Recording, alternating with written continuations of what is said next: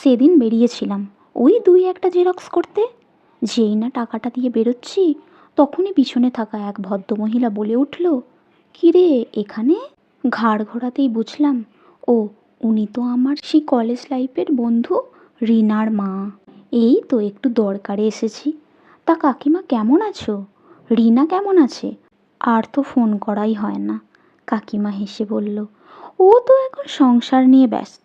আমায় জিজ্ঞাসা করল, তা তুই এখন কি করছিস? এই পড়াশোনার মধ্যেই আছি। মুখটা ভার করে তৎক্ষণাৎ তিনি বলে উঠলেন, এত পড়ে করবিটা কি?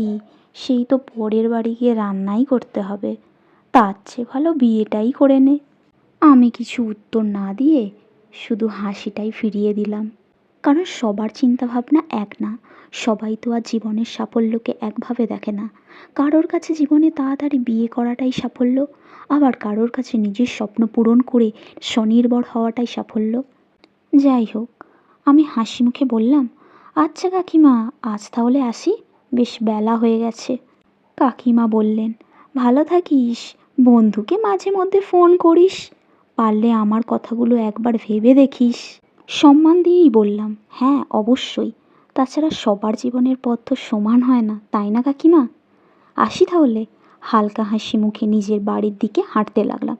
প্রচণ্ড রোদ, ছাতাটা ব্যাগ থেকে বার করতেই হলো। হাঁটতে হাঁটতে মনে হলো, সবাই নিজের মতটাকেই অন্যের উপর চাপিয়ে দেয়, কিন্তু সবার জীবন সবার সমস্যা একরকম তো নাও হতে পারে। আমার এতদিনের স্বপ্ন, যা আমি রোজ তিল তিল করে গড়ে তুলছি, সেটা কি ভুল? আমার জীবন, আমার স্বপ্ন, আমার সিদ্ধান্ত, আমাকেই নিতে হবে। বিয়ে আমাদের জীবনে একটি গুরুত্বপূর্ণ অংশ হলেও সেটা তখনই সুন্দর হয় যখন নিজের ইচ্ছা ও সঠিক সময়ে হয়। অন্যের পরামর্শকে সম্মান করা যায়, কিন্তু নিজের লক্ষ্য ও স্বপ্নকে অসম্মান করে নয়।